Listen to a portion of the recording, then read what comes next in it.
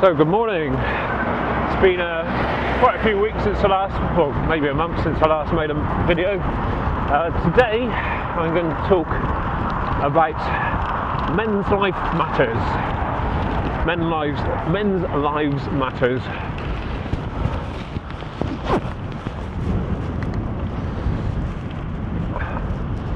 So why am I talking about men's lives matters? It's followed on from the Black Lives Matters, really. So, statistically, men are 9 times more likely to be stopped and searched, I believe.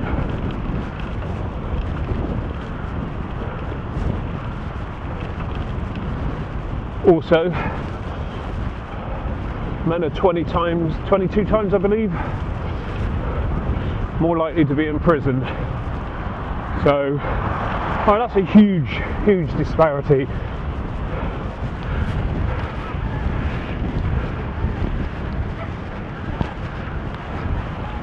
So, men are more likely to be stopped and searched.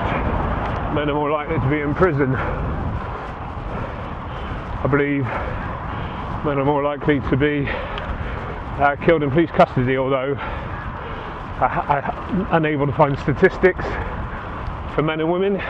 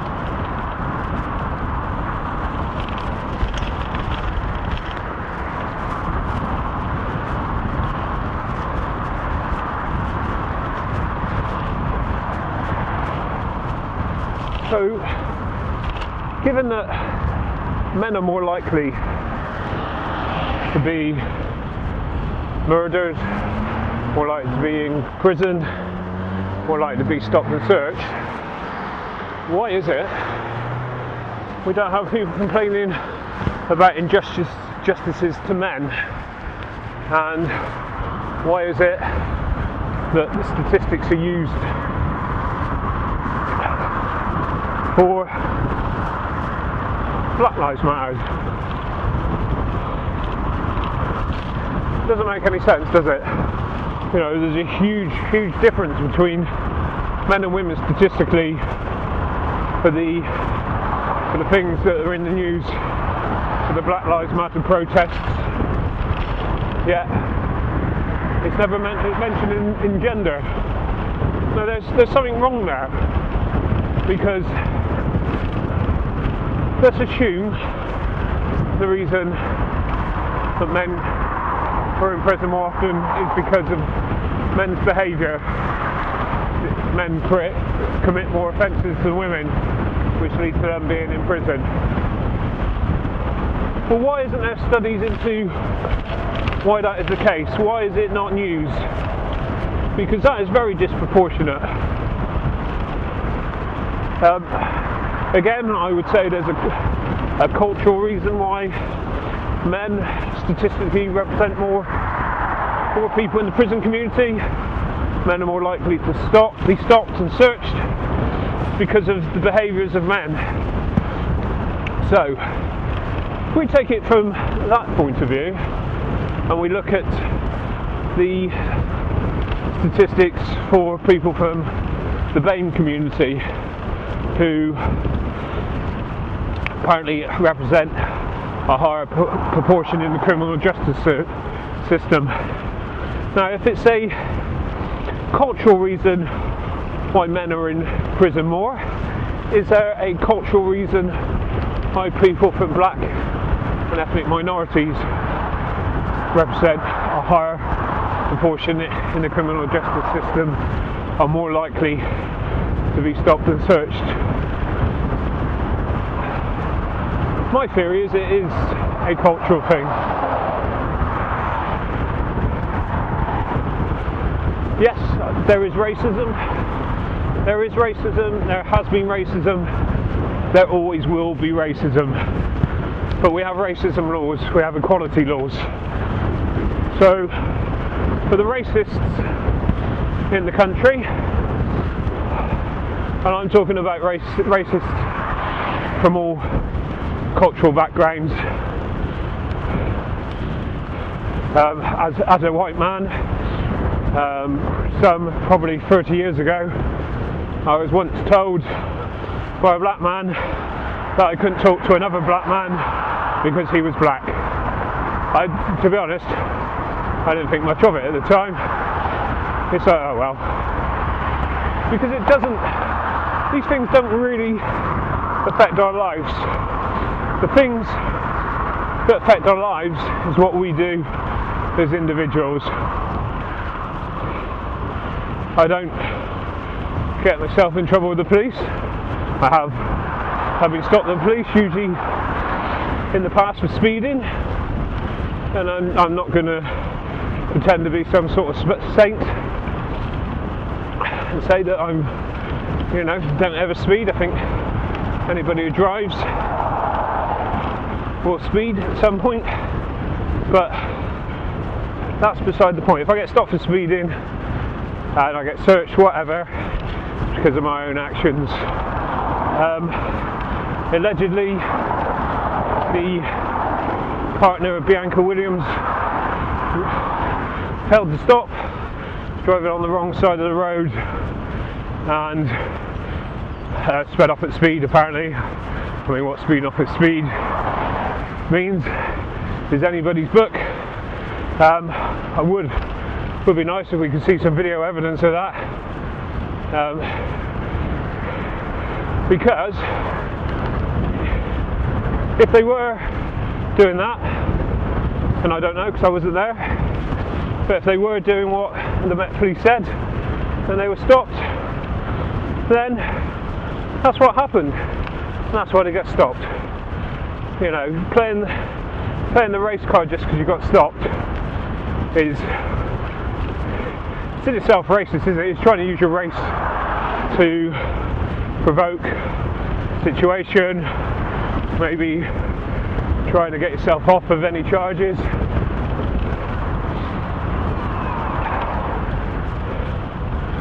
But if you greet the police with attitude, you're going to receive attitude, aren't you?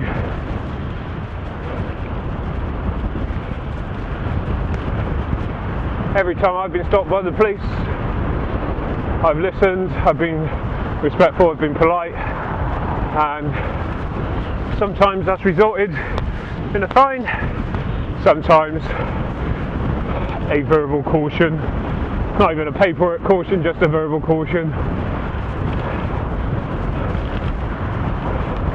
And I wouldn't say that's because of my skin colour. I'd say I was stopped for my actions, and I was, on the times I was let off because of my attitude. So actions and attitudes is what makes the difference, really. So yeah, so I would like to see when we're going to have Male Life Matters protests. Well, I don't know what we're actually going to be protesting against, because if someone commits a crime and gets arrested, I'm happy. If they're white and they're male and they commit a crime and they're arrested, brilliant, get them off the fucking streets. Excuse my French. I don't want to be associated just with someone just because I share the same skin colour or the same gender. That person's doing wrong, and that person's doing wrong. I understand the point of saying you're getting stopped and searched more readily. I wouldn't care. Stop and search me every day. If I lived in a high crime area, and I don't, I would happily get stopped and searched if it meant that every 1 in 1,000, say whatever the statistics are, a knife gets taken off of someone. Stop and searches where weapons are recovered, where people are charged, removes danger from the streets. It saves all lives.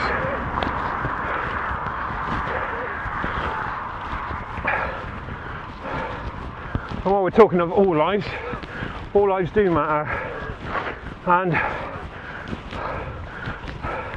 the thing I find wrong about Black Lives Matter is that what they should be saying is all Black Lives Matter, not Black Lives Matter, because from the evidence I've seen of Black Lives Matter, is Black Lives Matter only if they're seen to be done an injustice by a white person. Well, that's racism. I'm sorry if you pick and choose about who the criminal aspect is, or who the aggressor is, or alleged aggressor. If you do it on skin colour, then you're acting racistly.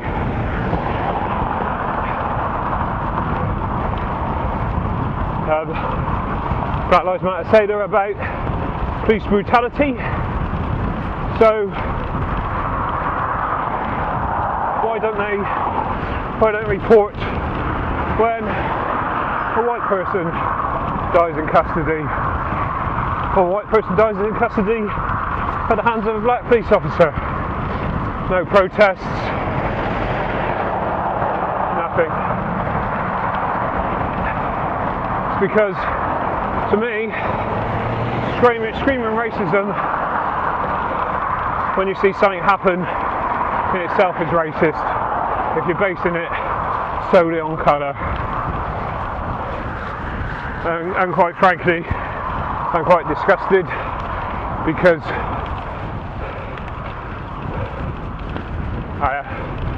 all that I've seen happen from the protests is more people have got killed.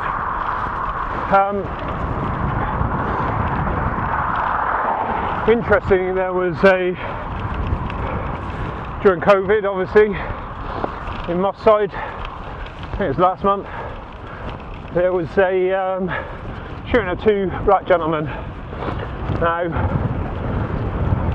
this story seems to have disappeared pretty quickly. They were, allegedly there was a community Black Lives Matter barbecue, which again, in lockdown, as we were at the time, or we are still in a form of lockdown, but we were certainly in a more of a lockdown.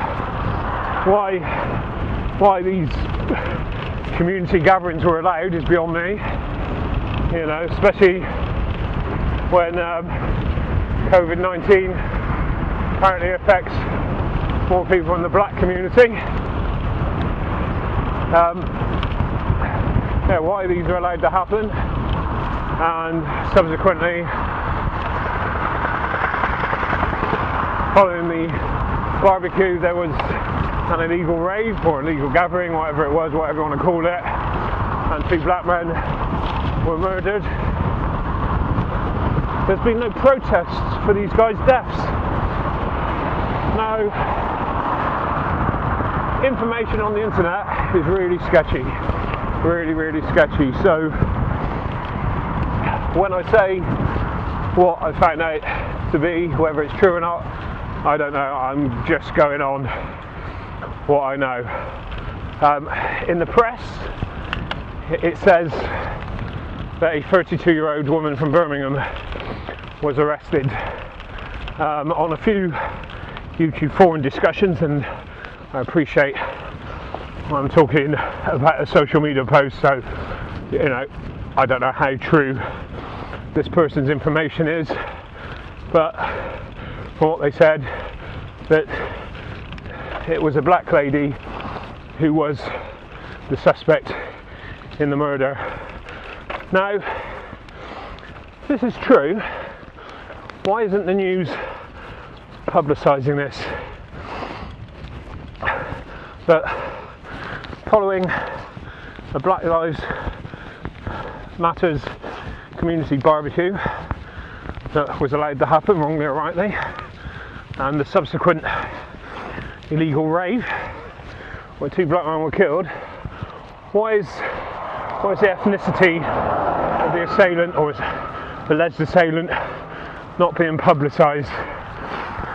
Now, the conspiracy theorist in me says it doesn't make good news, doesn't make good publicity for stirring up race hate.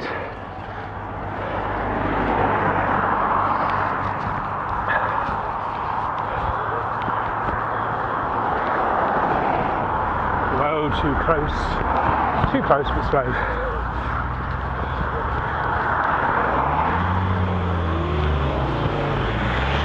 Much better.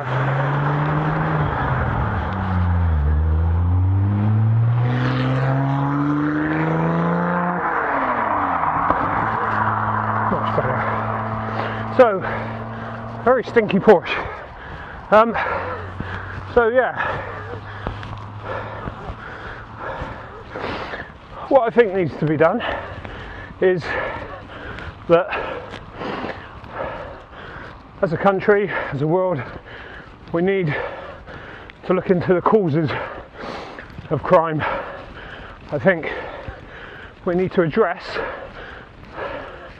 the reason that in some communities they have a culture of gang violence, and we need to address that, because what keeps people oppressed are the criminals. We will need to address the fact that in some BAME communities they won't speak out and talk to the police to address the crime. Now, people say that's a distrust of the police. That's absolute bullshit, in my opinion. Police are there to get criminals off the streets. Not talking to the police just protects criminals, and it's the criminals who oppress the community where they operate. It keeps people poor. The criminals on the supply of drugs get individuals hooked on drugs. Subsequently, it's well documented that a lot of crime is the result of a drug habit. These are the areas that need addressing. We have equality laws, we have racism laws. If you feel someone's acting prejudice against it, report it, get it sorted. The laws are there. The only oppression that's happening is in people's minds.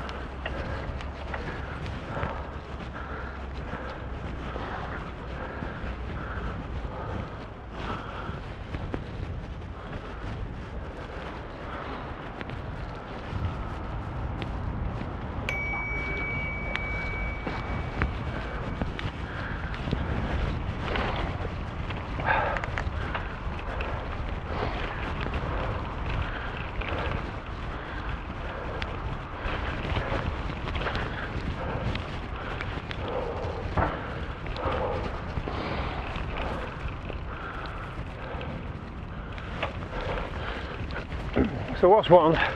Talking about statistics and how different groups are affected.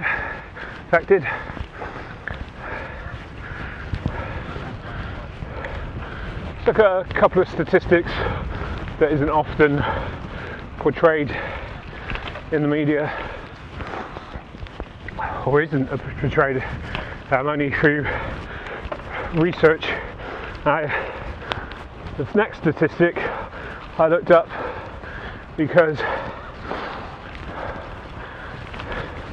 a BBC reporter was claiming, other than claiming COVID was racist, again that could be a cultural reason, certainly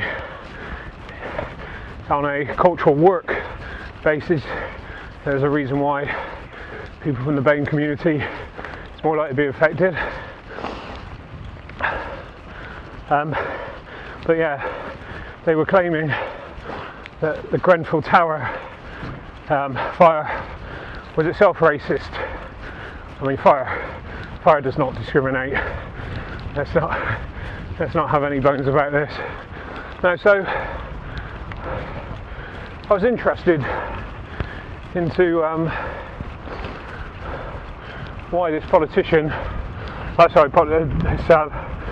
news presenter was claiming the Grenfell Tower incident was like racist.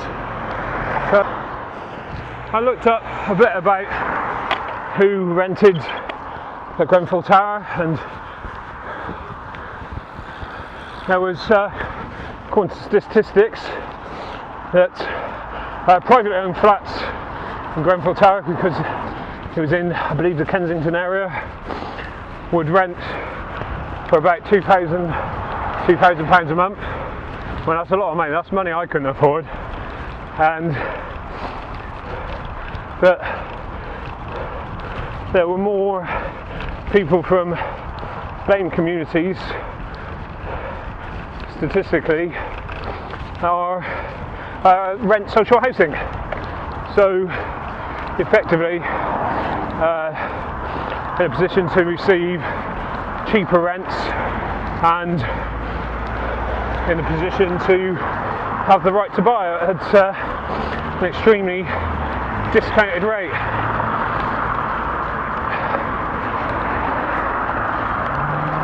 Now, where is the fairness in that? Where is the fairness in one group of people having more access to social housing? Statistically alone, it isn't. If it's based solely on income and affordability, well, it's fair enough, isn't it? That's what social housing's there for. And whilst I personally disagree with people getting discounted rents, and personally disagree with the right to buy at hugely discounted rates, as someone who has worked all their life and had to make sure they paid a mortgage to keep that roof over their head, you know, my house is not guaranteed to be my home if I can't keep up the payments. So, you know, there's people expecting to have these rights, I think, are wrong. It's self-entitlement, but that's, you know, that's the society we live in, and, you know, I'm happy with my own personal circumstances. After 34 years in full employment, I'd like to be able to think I could start taking it easy, but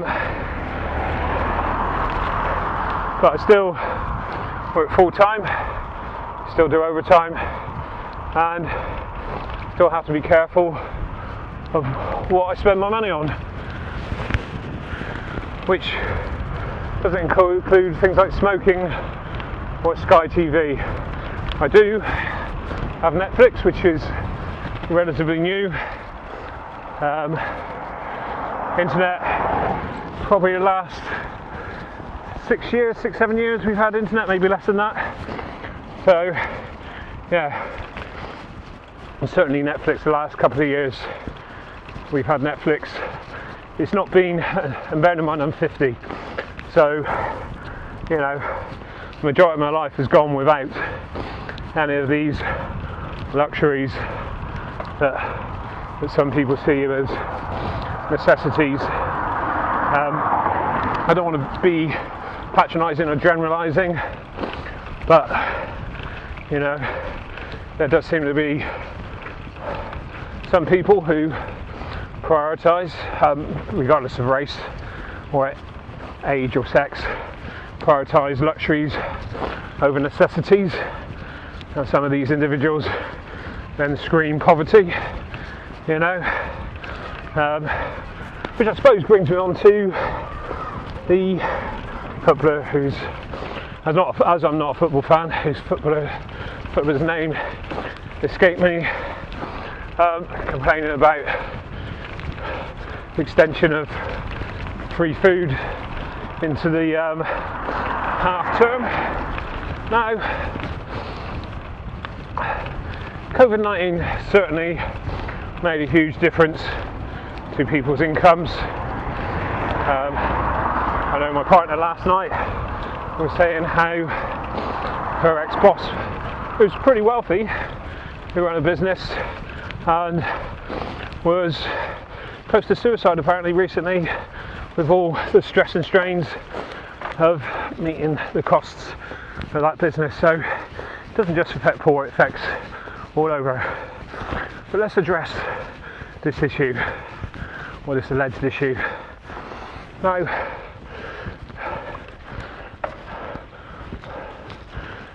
my wife and I don't earn huge amounts of money. My wife delivers the mail and I work in care, which is renowned for low pay. But I'm happy with my pay, as in it pays all my bills, it gives me food on the table. If I work extra, I can have luxuries, and yes, we have to be careful, but you know, we don't miss out on any necessities. Now, a few years ago, well, quite a few years ago, back when the recession of 2008 happened, and my son was born that year in the December, and pretty much around the time he was born, I ended up going on to 3 days a week, because where I was working wasn't making enough money. I subsequently got a part-time job, and then subsequently started working in care. So during that period, while my wife was on maternity leave, now that could be argued as sexist. I know the rules have changed, but we've had 2 children, and both times my wife is the one who's had the break from work, you know. Now, many people claim it's unfair on the wife or the mother, don't have to be married, but where's the fairness on the husband? You know, I love spending time with my children, and you know, having a break from work would be nice. So, you know, some of the negative scenes in a seen as sexism is often they only look at the negatives rather than the positives, and then all of the negatives on the other sex. But anyway, I digress. So the footballer who campaigned for greater food, or for food vouchers to be extended. Now, correct me if I'm wrong, to be on food vouchers in the first place, you're going to be on a really low income with universal credit, or you're not going to be working, claiming unemployment benefits. Now, during the coronavirus outbreak, this is obviously still ongoing, anybody unemployed, they will not lose any money. The benefits haven't got dropped. Childcare costs, well, what childcare costs? So basically, transport costs to school, no, that's gone. There's a reduction. So you're then at home with your child, and I say your child, not my child, I pay for my children, but you receive this benefit and continue to receive this benefit throughout the COVID crisis. But normally, in the summer holidays, you'd have to pay for meals yourself. Financially, nothing has changed for those individuals.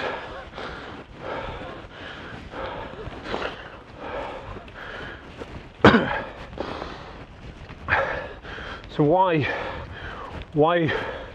would it be necessary? Well, I appreciate it must be a struggle, but why would any of those individuals be worse off than the COVID crisis had not happened? They wouldn't. Low incomes who receiving incomes, what's the universal credit now? Now, before they change it universal credit, I think it was working tax credits. Back when me and my wife were worse off, we were receiving working tax credits. Now, we didn't receive any extra supplements for free food or anything. So what I don't understand is where this needs has come from, because it's going to be people or individuals on much lower incomes to be in that position, or no incomes, job seekers, like whatever it is they claim. So for the people who do work and may have worked and also received the free school meals,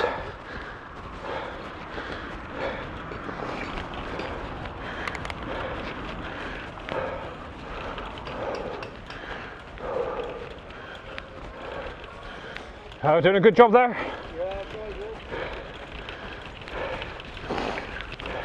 Yeah, so for the lower incomes, now I could be way off the mark here, but if you receive of universal credits and your income goes down, correct me if I'm wrong, but your universal credits payment goes up.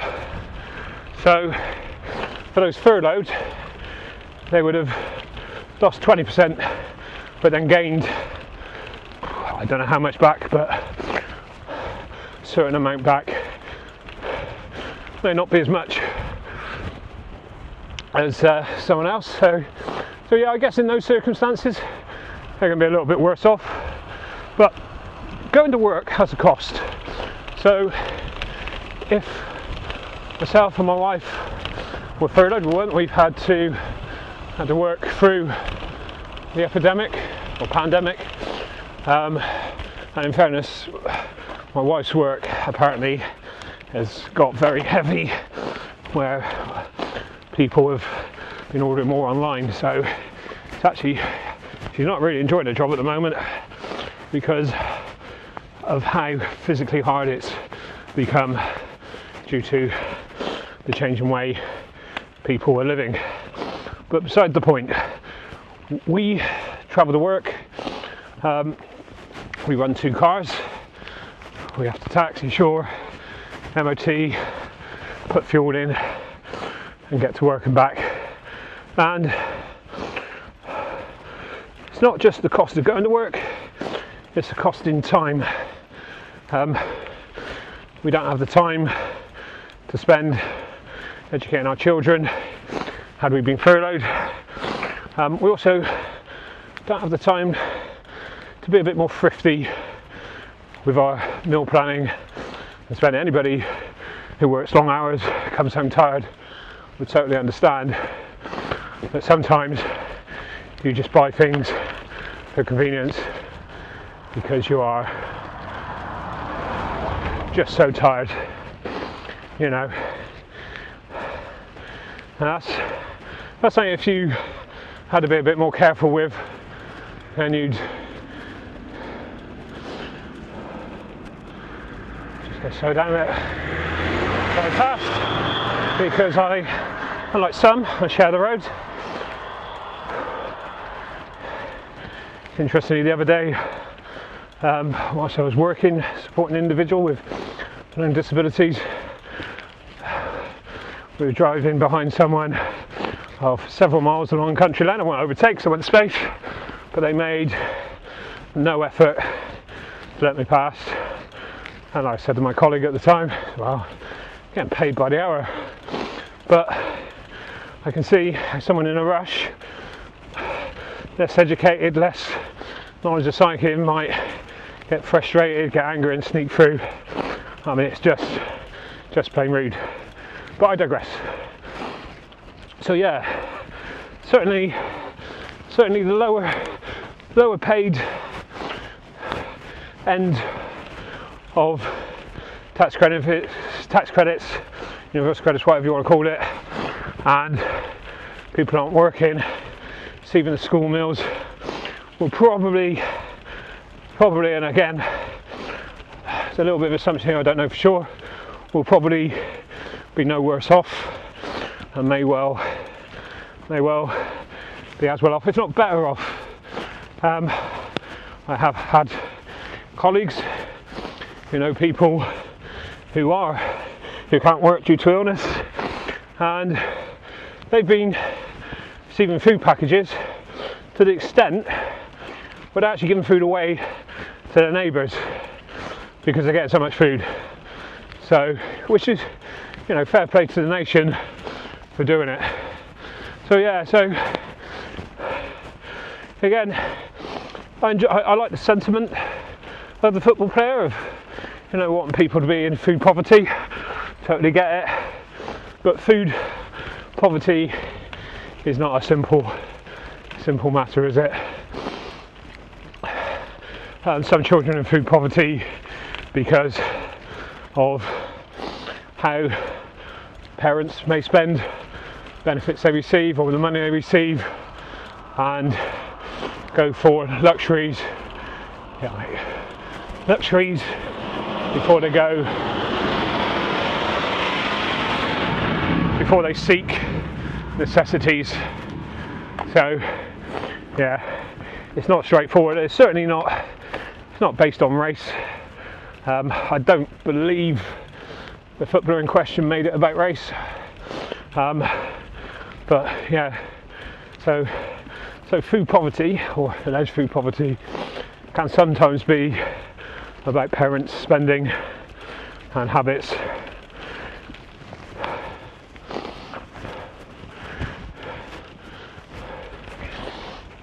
I'd always cut back on other things before I cut back on food for the family.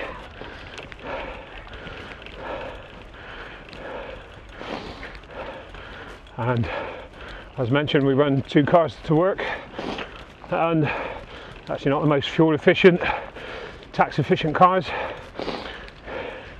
It is a small little luxury, I choose, but it's a luxury that had minimal outgoings. I believe my car was like 1,500 quid. Probably the best car I've ever had. It was only 1,500 quid, and it was bought with money from my bank and not money from a loan. Prior to that, I think I had a little Corsa, or a few cars back I had a little Corsa, little 1.3 I think it was, which I paid 350 quid for.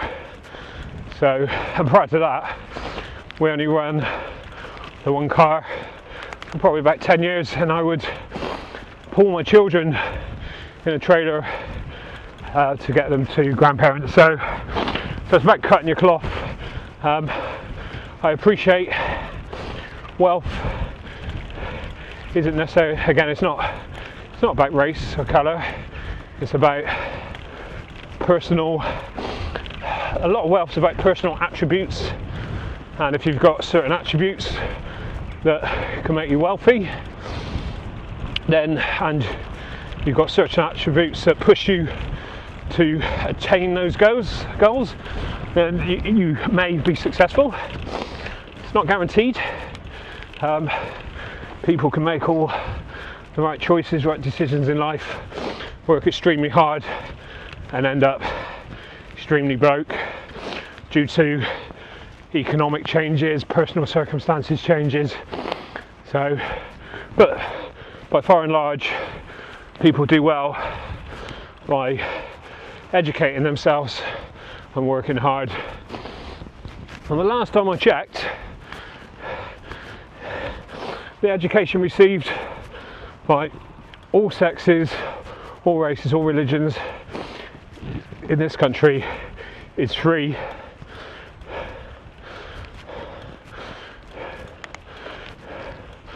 Some schools are deemed better than others. What I would say, if you live in an area, if you financially can't live, so I know the prices go up, and again, going back to Grenfell, my children and myself couldn't pay rent of £2,000 a month. No way, we wouldn't be able to live.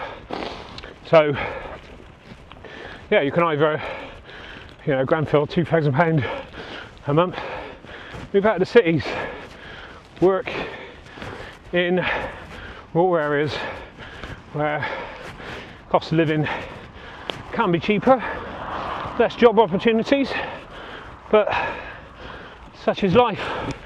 But other increased costs, transport costs. But yeah,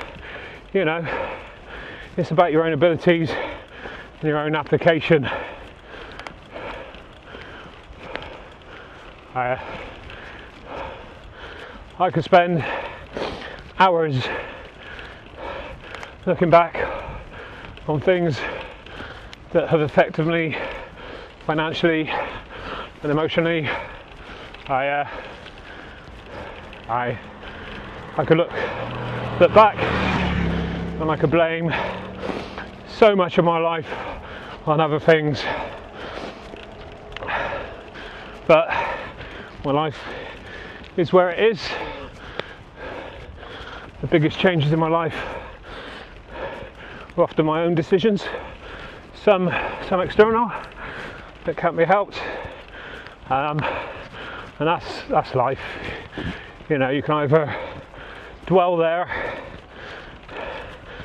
or you can move on and rebuild your life. So yeah, and that's about an individual's personal abilities, being able to pick yourself up and be motivated when you have negativity. And don't get me wrong, I'm not saying there isn't racism out there. There's racism, there's sexism, but sometimes this is just confused with people being bullies. Now, I've been bullied throughout my life. I've worked with assholes, I've worked with people who've made my life bad. I remember being in the pub when I was about 16 years old, I reckon, and a group of 3 girls started picking on me, older girls, and started saying I was ugly. I mean, in fairness, you don't get much of an argument from me. I don't think I'm the most handsome of chaps, but started saying I was ugly. Now, 2 of these ladies were definitely no lookers themselves, and when I said, well, you should try looking in the mirror, 2 of them come and punch me square in the face. Now, that's wrong. Were they picking on me because I was a man? Effectively, 16, I was still a child. So, But ironically, it's only recently, some 34 years on, I've even thought about it again. It happened in the past, it was my past, but it was a discussion with a work colleague who was very much in support of Black Lives Matter. In fact, I was discussing it with somebody else, and they joined in the conversation and proceeded to go on about sexism. I think we got on to the pay gap, which, as I said at the time, within the younger generation, I believe at the 40s now, there is virtually no gender pay gap anymore. It's only in the over 40s where there is now seen to be a pay gap, and as I explained, that's a cultural thing. We've come from a culture of the man going to work, the woman staying at home in the UK. I think a lot of cultures are the same. I think some of the Indian cultures are still more that way inclined. So I think a lot of disparities in life are often more caused by the cultures within communities than by the claims of sexism and racism. I mean, going back to statistics, I believe in the UK, I believe that black ladies are more likely to be, twice as likely more likely to be a single parent than white mums. Bizarre, isn't it? Why is that? I don't know. But if someone was to look at that culturally, there could be a cultural reason. I mean, you can't say it's a racial reason, because how the hell would you make that a racist issue? You know, how can people be made single parents through racism? Is, you know, you're either with that person. Now, I appreciate financial stress and strains can have a toll on relationships, and you could argue that people from the black ethnic minority groups are lower paid, and indeed statistically that is the case. But again, does that go back to cultural choices in life? You know, I've grown up respecting the police with at 16, when I was finishing my O-levels and CSEs, the talk to me was, what job are you going to get? Won't even talk of college, you know. I mean, this white privilege, racist bullshit that goes about. My choice was, where are you going to work? And I worked hard at school to get exam results, because I knew I needed to get good exam results, and I done well at school, and I got myself an apprenticeship, and I worked at that job for 20 years, which at one point I started getting paid differently than my two male colleagues. But as a male, well, what can you say? But that's another story. But again, that can't be put down to sexism or racism, because I was a white British male. So yeah, life pays you good hands, pays you bad hands. Young MC said, gotta roll with the punches. You certainly have, but that doesn't mean you gotta throw punches yourself or be nasty.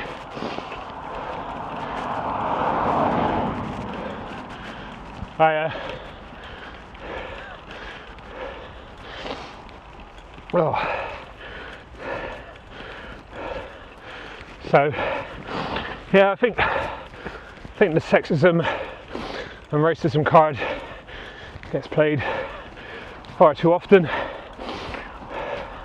I think as a society we need to look at culture, You know, I mean, what was it recently? Last few years,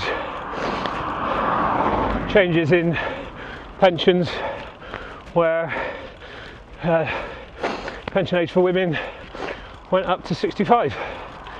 Well, I mean, why was it 60 in the first place? I mean, I know originally it was done due to, again, culture, men generally marrying younger women, and originally it was a family pension, and it was done on the retirement age of the male, and then when it was split to personal pensions,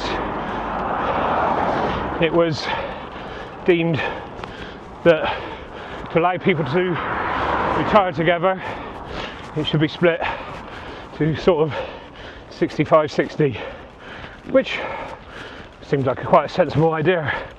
But since then the world has changed. You know, people's lives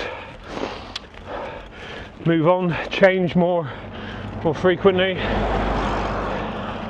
People don't stay together like they used to, so it's been changed to personal pensions, and quite rightly it's been changed to the same age. I believe my retirement age is going to be 67 and 1 month, something like that, because due to year of my birth, it is set to change again. I think I'm like 20 days short of the cut-off date of where it changes again. So presently, I think my wife will retire at 68. So she'll retire 18 years after me. So yeah, sadly, I don't think I'm actually going to get many years with my wife in retirement where we're both retired. But you know, that's life, isn't it? You know, we live in a world where at present we can retire, or hopefully can retire if we live long enough. So yeah, I mean, to finish, we live in a society with equal rights, equal pay. We have racism laws. You know, let's work with our politicians, let's work with our police, let's work with our communities, and let's eradicate the minority who cause racial divide, cause sexism. Let's eradicate that, but at the same time, let's keep a sense of humour and understand people make jokes, and it is what's intended. You know, I mean, another colleague of mine the other day was talking about having ginger siblings and how they were teased for being ginger. You know, I myself was called Chinky at school. I'm not Chinese, and again, you know, that's not something I generally think about until recently. But I do remember, I did actually feel quite insulted in the fact I was white and British, and I didn't want to get called Chinese. You know, I wasn't Chinese, so that was actually quite insulting. But at the end of the day, it was bullying, and you know, I've grown up and I've moved on from that. And if people are assholes, I don't have nothing to do with them. If they're nice, I become their friends, or hopefully become their friends, and you know, enjoy talking to them and with open discussions.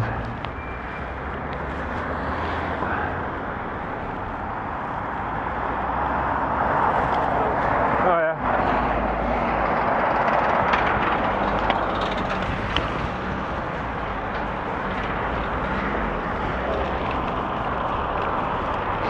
Yeah, so from that point of view, it's about being open and honest. And if something's unjust, use the laws to get it sorted. You know, I've left jobs because of bullying.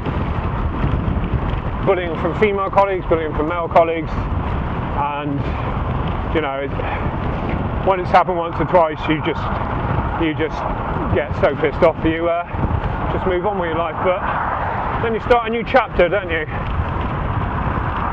So yeah, use the laws that are there to protect you.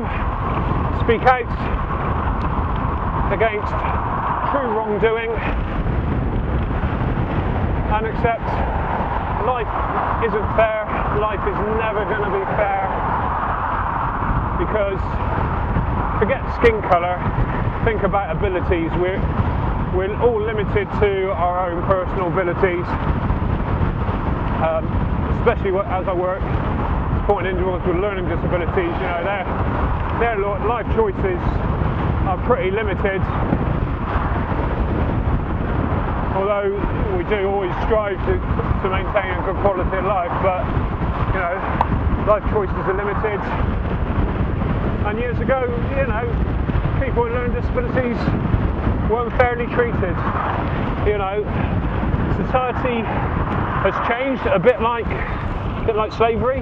Dare I touch on slavery? A bit like slavery. You know, slavery was so long ago now.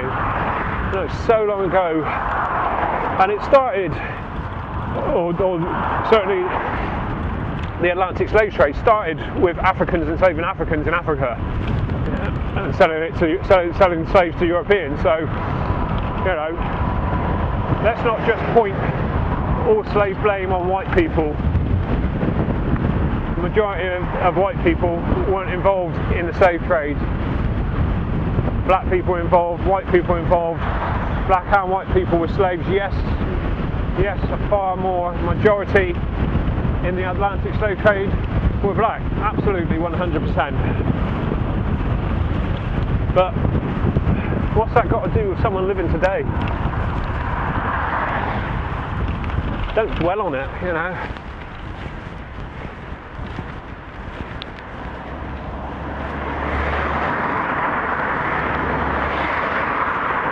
And also a large amount of people who live in the UK have emigrated to the UK. You know, not every black person in the UK came here as slaves. Many people come to the UK and continue to come to the UK to work and live. I have a pretty good friend at work who's from Somalia. His family are in Somalia. His wife and children live in the UK now, and he's a hard-working man who does the same job as me, you know.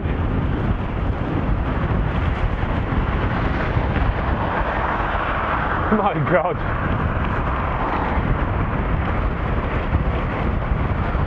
You are going to be a fucking idiot, aren't you? What an idiot. Absolute idiot. Braking.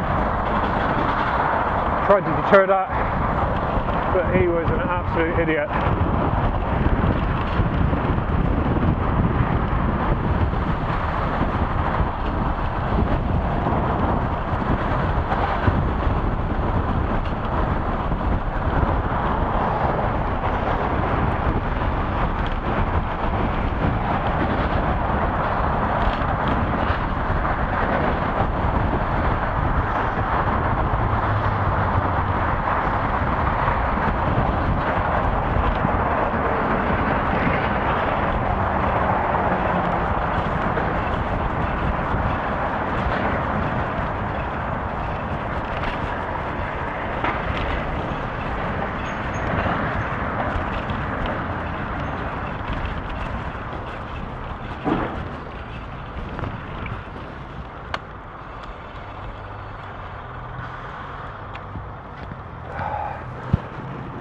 What an absolute moron. I don't think I helped things there. I should have maybe eased off first, but I was trying to actually make him pull back in first of all, but once he committed, I hit the brakes. That was ridiculous. Absolutely ridiculous. The one thing I won't do, pull in front of him.